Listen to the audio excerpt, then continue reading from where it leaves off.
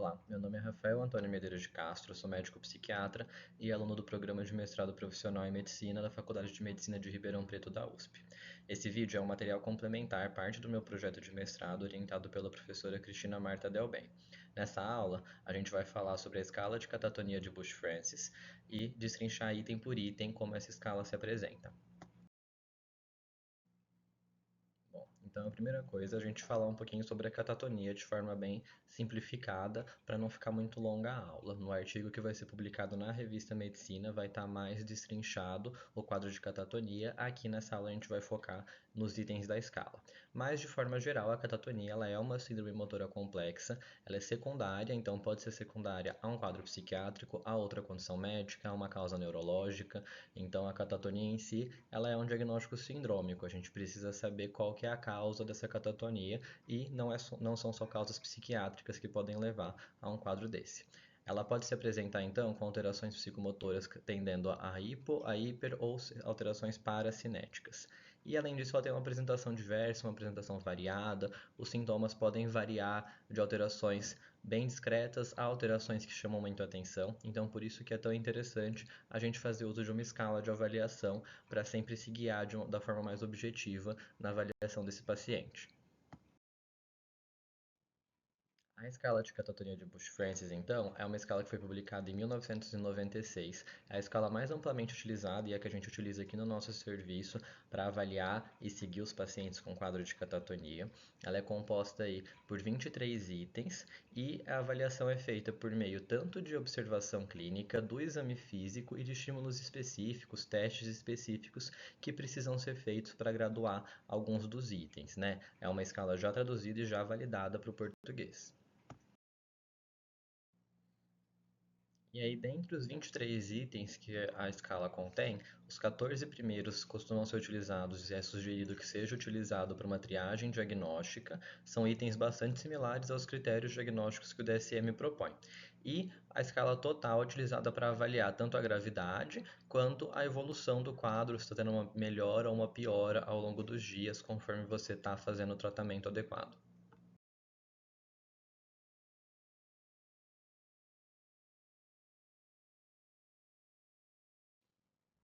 O primeiro item, então, é o item excitação, que é avaliado por meio de observação clínica do paciente. Nada mais é do que um aumento da psicomotricidade, que pode variar aí desde uma inquietação psicomotora constante até um extremo de hiperatividade, desde que seja não dirigido a um objetivo, né? Se você tiver o paciente que tem ou uma agressividade direcionada por algum objetivo ou então uma catisia, você não vai pontuar nesse item. Aqui é somente quando não tem um objetivo para esse aumento de psicomotricidade que o paciente está apresentando. E como que a gente vai então pontuar esse item? A maior parte dos itens da escala são pontuados dessa forma, 0, 1, 2 e 3, com algumas exceções que vão ser pontuados somente se presente ou ausente, que a gente vai destacar quando for o caso. No caso do item de excitação, a gente vai pontuar então 0 se tiver ausente, 1 com movimentação excessiva, mas de forma intermitente, e o 2 quando for a movimentação excessiva, mas de forma constante, o paciente não tem um período ali de descanso, ele não para, não consegue ficar parado. E o 3, que é quando tiver com uma excitação catatônica plena, classicamente chamado aí do furor catatônico, o paciente tem um aumento extremo da psicomotricidade.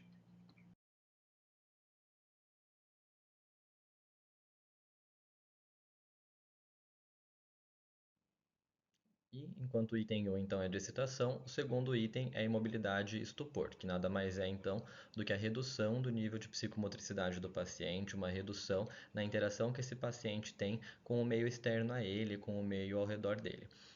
Você vai observar que o paciente então ele tem uma movimentação reduzida com o que você espera para aquele contexto.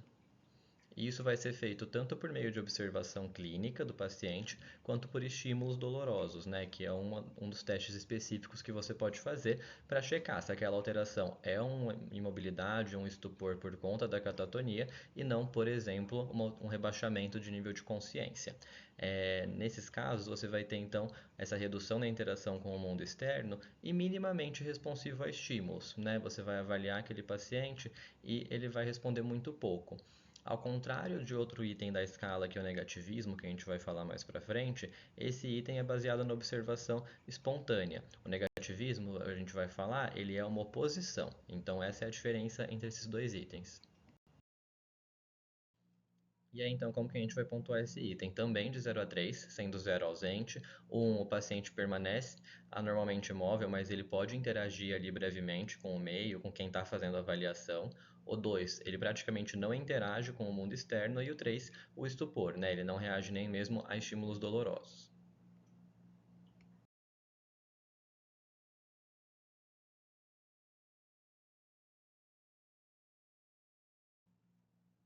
O terceiro item é o mutismo, que é então uma redução na quantidade da fala do paciente. Pode ser também uma redução no volume da vocalização que esse paciente está apresentando. É feito então a partir da observação clínica que você vai pontuar e também estimulando o paciente ali a engajar numa conversa, engajar na entrevista que você está fazendo. Quando o paciente tiver prévio uma afasia, você não vai conseguir pontuar nesse item porque você vai levar em conta que aquela alteração é por conta da afasia que ele já apresentava e não o mutismo por conta da catatonia. E a alteração que você pode observar é igual eu falei, desde o mutismo completo, pode passar ali por sussurros incompreensíveis, ou até uma fala um pouco mais lentificada, geralmente com uma latência de resposta. A pontuação nesse item também vai ser de 0 a 3, sendo 0 ausente, 1 verbalmente não responsivo à maioria das perguntas ou com um sussurro incompreensível, o 2 é quando o paciente fala menos de 20 palavras em 5 minutos, então uma redução muito importante da quantidade da fala do paciente, e o 3 quando o paciente está realmente em mutismo, quando ele não fala nada ali ao longo de toda a sua avaliação.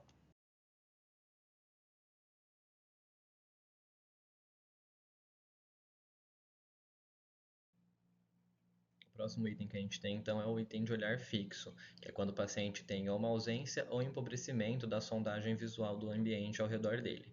A gente vai fazer essa avaliação por meio da observação clínica, mas também em alguns casos você pode fazer alguns testes específicos, como pedir para o paciente seguir o seu dedo com a movimentação dos olhos, e a gente vai observar aí uma redução na movimentação ocular. Essa redução, inclusive, é um item bastante importante da gente avaliar, porque caso não tenha e o paciente apresente aí outros comemorativos, é um diagnóstico diferencial com a síndrome de Locked-in, que é como ocorre uma lesão em tronco encefálico. E aí, nesses casos, a movimentação ocular vai estar preservada. Além disso, a gente vai pontuar também no olhar fixo se o paciente tiver uma redução na quantidade ou na velocidade do piscar. A pontuação aqui também vai ser de 0 a 3, sendo 0 ausente, o 1 quando o paciente tem um contato, uma interação visual pobre, ele fixa o olhar, mas por uma duração menor do que 20 segundos entre mudanças do foco dessa atenção e tem uma redução aí no movimento de piscar dos olhos.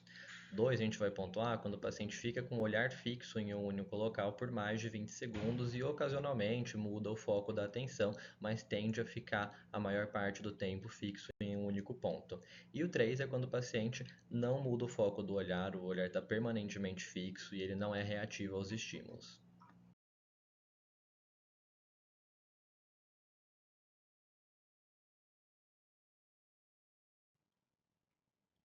O item de postura e catalepsia, então, abarca esses dois conceitos, de postura e de catalepsia.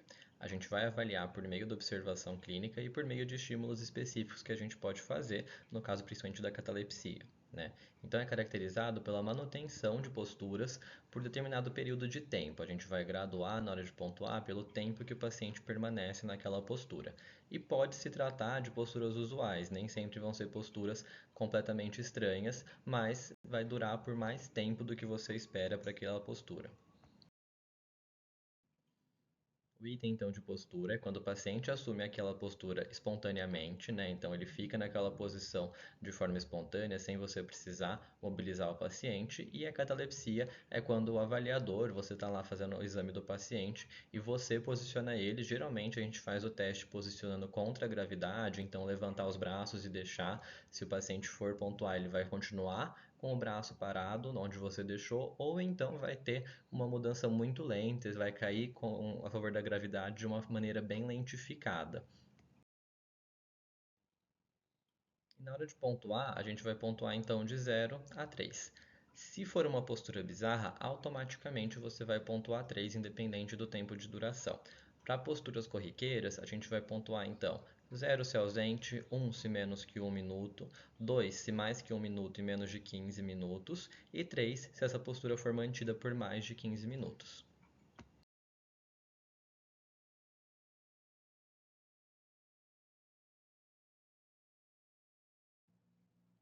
O item de mímica facial e caretas é um item bastante importante porque ele tem aí uma relação com outros 3 itens. Aqui a gente vai observar só se o paciente tem então alterações relacionadas aos músculos faciais. Então, se ele mantém uma expressão facial estranha, ou se essa alteração é mantida, ou até mesmo se ele varia entre expressões não usuais. Nesses casos, a gente vai pontuar aqui em mímica facial e caretas. E eu falo que tem uma interface com outros 3 itens, porque se a alteração é mantida, isso seria a postura, que a gente comentou, e também pode apresentar estereotipia e maneirismos. Mas quando isso acometer só os músculos faciais, a gente não vai pontuar em postura, não vai pontuar em estereotipias e não vai pontuar em maneirismo. A gente vai pontuar somente aqui em mímica facial e caretas.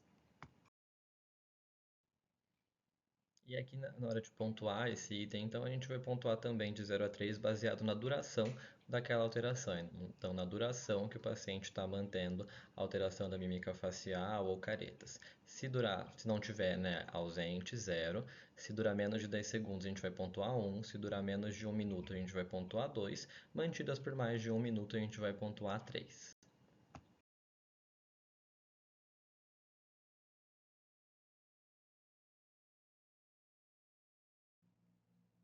O item de ecopraxia e ecolalia, então, é conhecido como o item dos fenômenos de eco, né? Então, ocorre uma imitação dos movimentos, a ecopraxia, ou da fala, a ecolalia, do examinador. A gente vai avaliar esses itens por meio de estímulos específicos. Então, conversando com o paciente, se ele repete o que está sendo falado, ou então fazendo algumas movimentações, vendo se o paciente também imita, né? Então, por exemplo, coçando a cabeça, coçando o nariz e vendo se o paciente vai repetir esse mesmo movimento de volta. Pode ser parcial, pode ser intermitente, né? Ou constante essa alteração. E pode ocorrer também com outras pessoas e outros estímulos do ambiente, por exemplo, com a televisão, se estiver ligada, o paciente pode apresentar esse fenômeno de eco relacionado ao que está passando na televisão. A pontuação aqui desse item, então, vai ser também de 0 a 3, sendo 0 ausente, 1 ocasional, 2 frequente e 3 constante.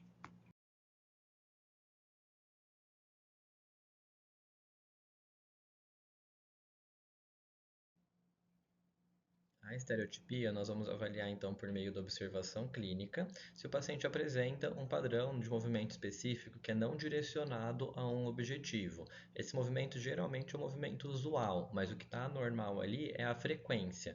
Então o paciente não precisa fazer um movimento bizarro para você pontuar aqui. Pode ser um movimento de mexer os dedos, ou algum outro tipo de movimento que o ato em si não é estranho, mas a frequência é normal. E aqui a gente vai pontuar somente alterações motoras. Se for uma alteração da fala, a gente não vai pontuar aqui, porque isso geralmente vai pontuar no item de verbo e geração. A pontuação também vai ser a respeito da frequência com que o paciente manifesta essa estereotipia, que vai ser 0 para ausente, 1 para ocasional, 2 para frequente e 3 para constante.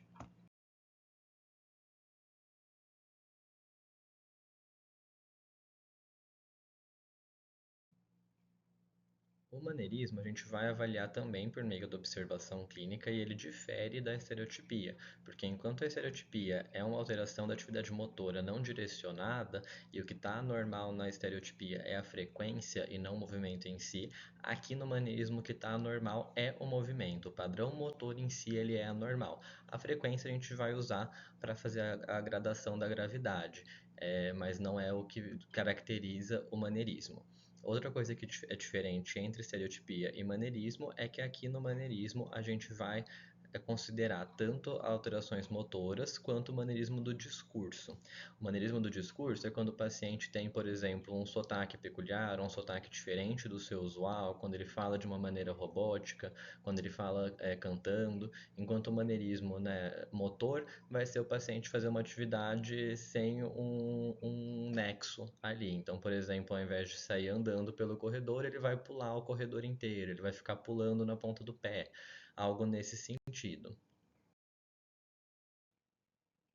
E como eu falei, aqui a frequência a gente vai usar só para classificar a gravidade, né? Então vai ser 0 se estiver ausente, 1 ocasional, 2 frequente e 3 constante.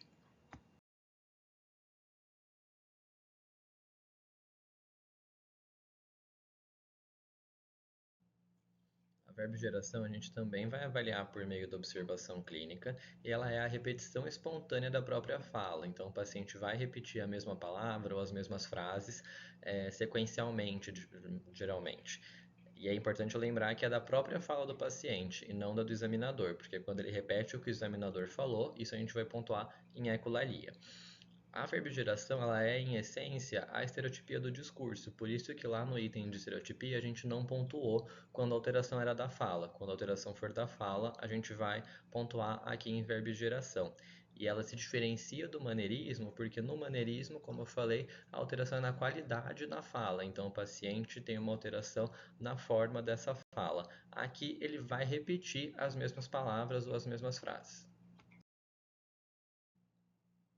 A avaliação aqui, então, a gente vai pontuar 0 quando for ausente, 1 quando for ocasional, 2 quando for frequente, quando o paciente apresentar uma verbigeração que é muito difícil de você conseguir interromper, e 3 quando ela for constante, você não consegue nem interromper a verbigeração que ele está apresentando.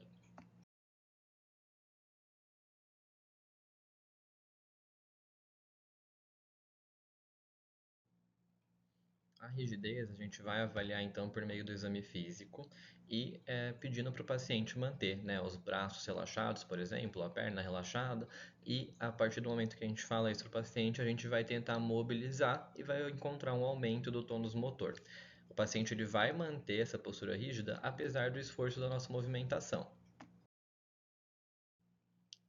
Essa rigidez ela pode ser difusa, ela pode afetar uma parte específica do corpo e ainda pode ter uma diferença no grau de rigidez em diferentes áreas. Quando tiver essa diferença no grau de rigidez, a gente vai considerar para pontuar onde está o nível maior de gravidade. Então, se você avaliou o braço direito e a perna direita e os dois têm uma rigidez, mas em graus diferentes, o braço está mais rígido, você vai considerar a rigidez do braço na hora de pontuar esse item da escala. O item de rigidez, então, a gente vai pontuar de 0 a 3 baseado na gravidade da rigidez que o paciente apresenta ao exame físico. 0 quando estiver ausente, 1 quando a resistência for leve, 2 moderada e 3 quando a resistência for grave ou você não consegue mudar a postura do paciente por conta da rigidez que ele está apresentando, por conta desse aumento do tônus muscular.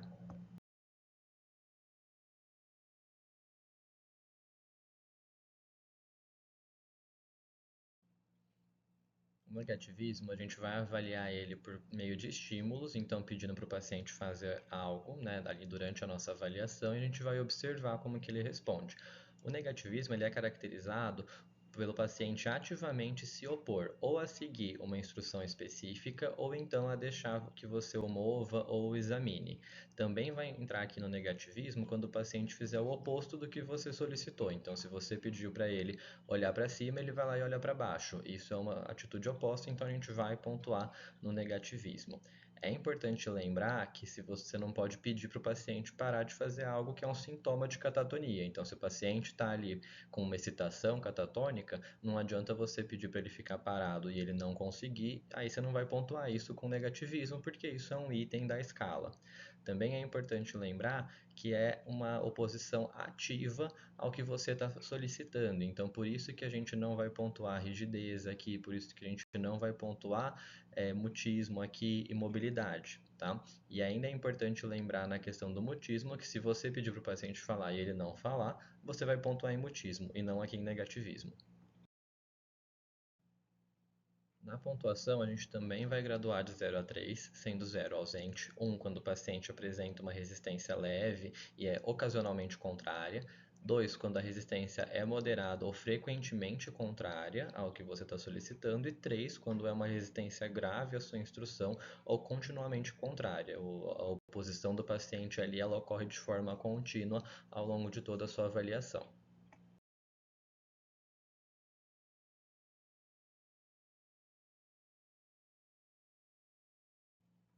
A flexibilidade séria ou flexibilidade cerácea é o primeiro item, então, que a gente vai pontuar somente 0 ou 3, ou ele está presente ou ele está ausente, né? Então, 0 para ausente, 3 para presente. Ela é caracterizada por uma alteração no exame físico, no qual o paciente vai apresentar uma resistência inicial à mudança de postura. Então, por exemplo, você vai tentar mexer o braço do paciente, ele vai ter uma rigidez inicial, mas ao longo do movimento ele para de ter essa rigidez, você consegue movimentar livremente. E é isso que diferencia a flexibilidade cerácea do item de rigidez. No item de rigidez, essa resistência está mantida em todo o arco do movimento. Aqui é só uma resistência inicial. E aí eles escrevem até na definição da escala que é semelhante a uma vela sendo vergada. Esse item tem uma definição diferente entre a escala de Bush-Francis e o DSM. O DSM ele fala que a flexibilidade séria vai ser uma resistência leve à força que o examinador faz para reposicionar o paciente. Aqui na escala de Bush-Francis eles orientam que não, que essa resistência leve vai ser graduada lá em rigidez e que aqui em flexibilidade cerácea vai ser só se o paciente apresentar uma resistência inicial que depois cede com o movimento.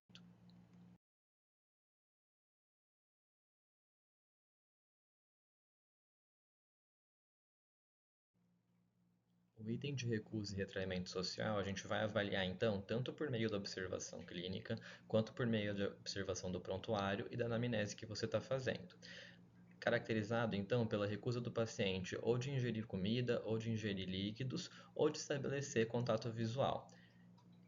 Essa diferença do estabelecer contato visual aqui do retraimento social para o olhar fixo é porque aqui o paciente ele vai evitar constantemente esse contato visual. Então ele pode, por exemplo, quando ele está olhando para baixo enquanto você conversa, e quando você abaixa para fazer contato visual, ele muda o direcionamento do olhar. O olhar fixo não, o paciente vai estar fixo ali, pode ser em você, pode ser na parede, pode ser em outro lugar, mas ele não vai estar evitando o contato visual com você. A gente pode, para testar também esse item, oferecer ali na hora para o paciente alimento ou bebida. Se ele aceitar, a gente vai pontuar 0. Se não, a gente vai ter que se basear ou no relato da anamnese, informações que a gente coleta com outras pessoas, ou baseado no prontuário, se for um paciente que já estava em ambiente hospitalar. A gente vai então pontuar esse item baseado na duração da recusa ou do retraimento social.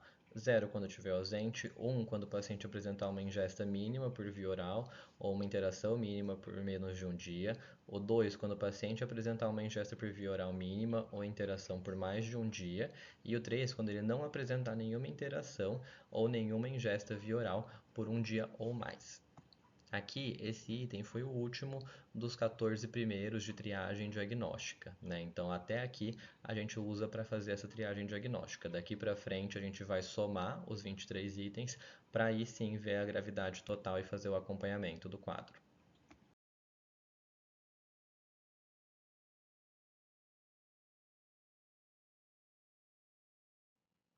A impulsividade a gente vai avaliar por meio da observação clínica e vai ser quando o paciente ele tem um comportamento muito inadequado e repentino ali. Então, de repente, ele inicia com um comportamento diferente do que ele estava até então, como se fosse uma explosão. Isso sem um desencadeante, sem uma explicação, ou quando o paciente encontra uma justificativa, é algo muito simplista que não condiz ali com a alteração que ele teve. Por exemplo, quando o paciente está deitado a maior parte da avaliação, tendendo ali a imobilidade, e aí de repente ele levanta, sai correndo, volta e deita de novo. Então isso seria impulsividade. É importante diferenciar a impulsividade da excitação, né, que é quando o paciente tem uma atividade motora aumentada ali de forma mais constante. A impulsividade no item 3, quando a gente for pontuar 3, que eu vou falar no próximo slide, que é quando ela é constante, é muito raro de acontecer. Quando acontece, geralmente é o paciente pulando ali de um comportamento para o outro, mas quando acontece, a gente vai pontuar 3 na impulsividade, a gente também vai pontuar na excitação. Caso não seja constante, seja frequente ou ocasional a impulsividade, a gente vai pontuar a excitação separadamente, porque são itens que a gente consegue fazer essa diferenciação. Só quando a impulsividade é 3, que automaticamente ele também vai ter que pontuar algo em excitação. Então, a pontuação da impulsividade: 0 quando ausente, 1 quando ocasional, 2 frequente, 3 quando constante ou incontrolável, que é o que eu comentei do paciente às vezes ficar pulando de um comportamento inadequado e repentino para outro, não necessariamente mantendo o mesmo, mas pode ser mantendo o mesmo.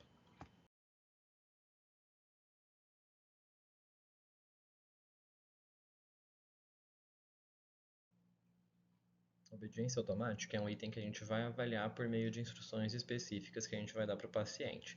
E ela vai ocorrer quando o paciente ele tiver uma cooperação muito exagerada ao que a gente está falando. Então, ele vai reagir ali como se fosse de forma automática, sem pensar no que está sendo dito ou na consequência do que está sendo dito. O principal exemplo, né, é a gente falar para o paciente: eu estou com uma agulha aqui na minha mão, põe a língua para fora que eu quero espetar a sua língua com essa agulha. E ele vai lá e coloca a língua para fora. Então, isso é uma cooperação exagerada, a gente vai pontuar aqui em obediência automática. A gente também vai pontuar quando o paciente ele tiver uma continuação de um movimento solicitado até que você fale o contrário, que na verdade vai ser quando a gente pontua 3, né, que eu vou falar no próximo slide. Também a gente pontua na obediência automática quando a gente tem um paciente que está em mutismo durante toda a sua avaliação, durante sua observação clínica, e aí quando você estimula ele a falar ou quando você faz uma pergunta direcionada a ele, ele responde ali, ou com uma palavra, ou com uma frase curta, mas ele responde. A obediência automática ela se sobressai ali ao mutismo naquele momento. Na hora de pontuar, então, a gente vai pontuar 0 quando estiver ausente, 1 quando for ocasional, 2 quando for frequente e 3 quando for constante. Lembrando que esse constante a gente vai pontuar quando ocorrer o fenômeno do paciente ele seguir ali o último comando até que você instrua ele do contrário. Então, se você pediu para ele colocar a língua para fora, ele vai ficar ali com a língua para fora até que você fale o contrário para ele.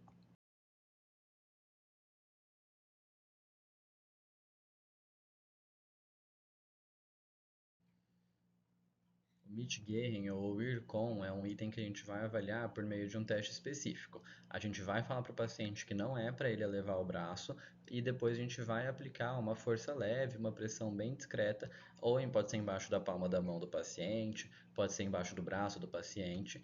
E se ele levantar, a gente vai considerar o Mitigation como positivo, né? Pode ser desde uma elevação discreta até uma elevação até lá em cima, desde que seja, né, depois de você orientar o contrário. Caso o Mitigation esteja positivo nesse teste, a gente vai pontuar então só o Mitigation, a gente não vai pontuar como negativismo. Então, se ele ter se feito com o contrário do que a gente instruiu nesse caso em específico, pontua Mitigation e não pontua negativismo. Nesse item a gente vai pontuar somente se tiver ausente ou presente. Ausente 0, presente 3. Não tem o 1 e o 2.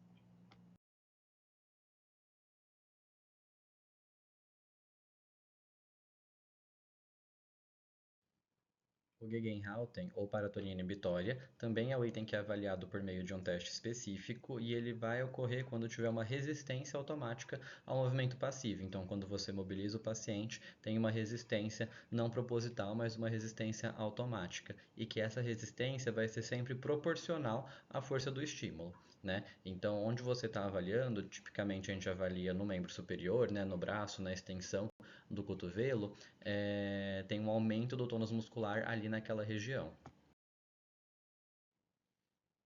E como que a gente então vai fazer o teste, né, do Gegenhalten? A gente vai avaliar, como eu falei, tipicamente pela extensão do antebraço e a gente vai instruir o paciente para deixar o braço solto, para não fazer força. E a gente vai segurar a articulação do cotovelo do paciente e a gente vai tentar flexionar e estender. E a gente vai perceber, né, que vai ser o Gegenhalten positivo, que conforme maior a força a gente faz para fazer esse movimento, maior a força da resistência do paciente. Então, quando você começa fazendo pouca força, vai ter pouca resistência. Conforme você começa a aumentar a força, vai aumentar a resistência que o paciente está fazendo de forma não intencional. E para pontuar, assim como no Mitigation, aqui no Gegenhalten a gente também vai pontuar só 0 se estiver ausente e 3 se estiver presente.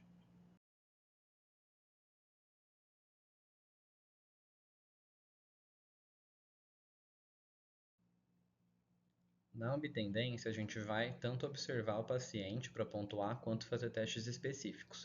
É um item que a gente vai pontuar quando o paciente aparentar ali estar empacado, está travado no meio de um movimento. Ele fica hesitante na hora de fazer a movimentação, na hora de tomar uma ação.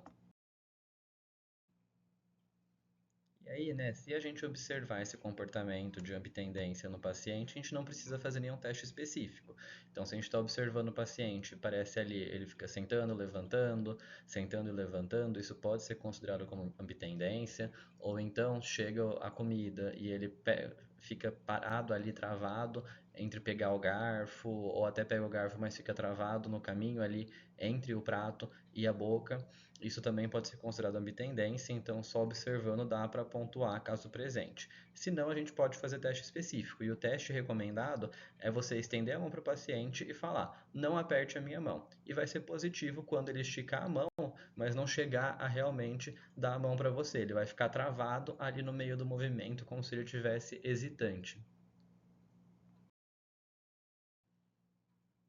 E esse também é um item que a gente vai marcar, só 0 se ausente e 3 se presente, assim como os dois últimos.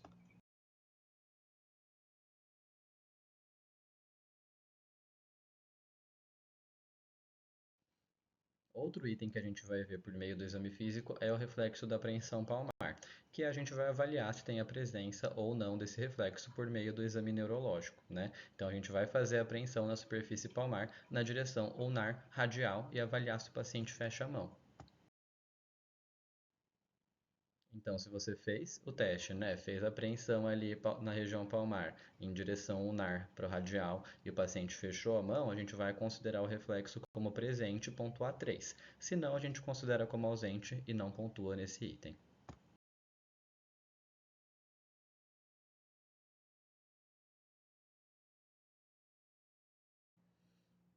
A perseveração a gente vai avaliar tanto por meio da observação clínica quanto através de estímulos específicos, né? Então, ela ocorre quando o paciente retoma o mesmo tema, então a perseveração verbal, ou mantém o mesmo movimento, a perseveração motora. E esse movimento pode ser tanto espontâneo quanto desencadeado por meio de algum teste, né? Então, a perseveração verbal a gente vai diferenciar da verbigeração, porque a verbigeração, né, o paciente ele fica repetindo aquela palavra ou aquela frase sem um propósito.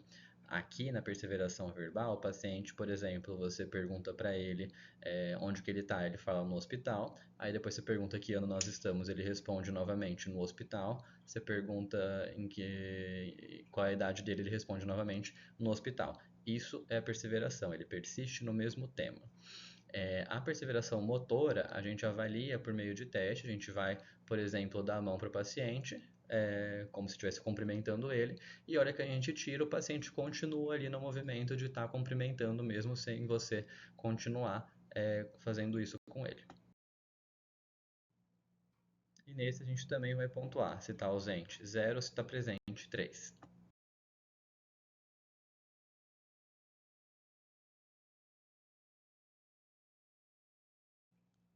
A combatividade a gente vai avaliar então por meio da observação clínica. A gente vai ver que o paciente ele está ali muito opositor e é uma agressividade que até pode ser direcionada para alguém, mas não vai ter uma justificativa, não vai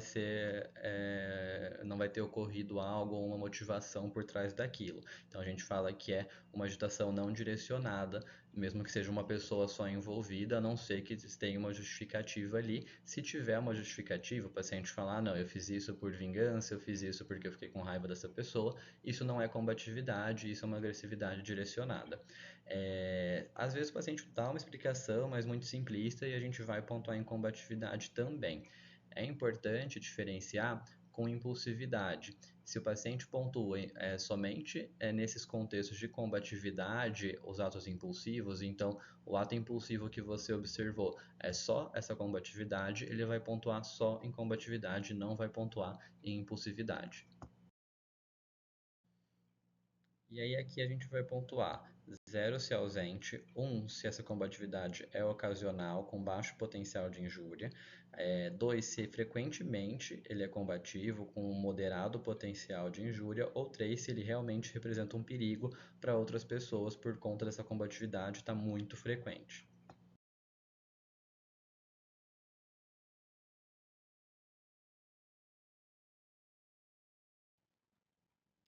Por fim, o último item, que é o item de anormalidade autonômica, que a gente vai avaliar por meio do exame físico e observação do prontuário para checar os sinais vitais do paciente. A gente vai monitorar então a temperatura, pulso, pressão arterial, a frequência respiratória e se o paciente tem diaforese. Se o paciente ele tem uma hipertensão arterial sistêmica pré-existente que não está controlado, a gente não vai pontuar aqui se ele estiver apresentando picos hipertensivos. Mas se ele tem uma hipertensão prévia que estava controlada, a gente sabe disso, aí a gente pontua, tá? Então essa é a diferença em relação à hipertensão. O restante, tendo alteração, a gente vai pontuar aqui. E como que a gente vai pontuar? Então vai ser 0 se não tiver nenhuma normalidade autonômica, 1 se tiver de um parâmetro, lembrando de excluir se for hipertensão pré-existente, 2 se for de 2 parâmetros, ou 3 se for de 3 ou mais parâmetros. E aí você vai pontuar, lembrando que o paciente que está apresentando essa normalidade, ele deve ser tratado, além da catatonia, pela normalidade que ele está apresentando, então se ele está com aumento de temperatura, ele está febril, você tem que tratar essa febre também, com o uso de antitérmicos, não só a catatonia. E por fim, esse link é, né, o link que vai levar para o site da universidade responsável pela divulgação da escala. Eles têm um documento, né, detalhando realmente cada item escrito e eles também têm nesse site acesso para direcionar para o canal do YouTube deles, onde eles mostram a aplicação desses testes. Então, se ficou alguma dúvida, entrem no site, procurem esse canal no YouTube que lá ele mostra a aplicação realmente com o paciente simulado. A aula era essa, muito obrigado.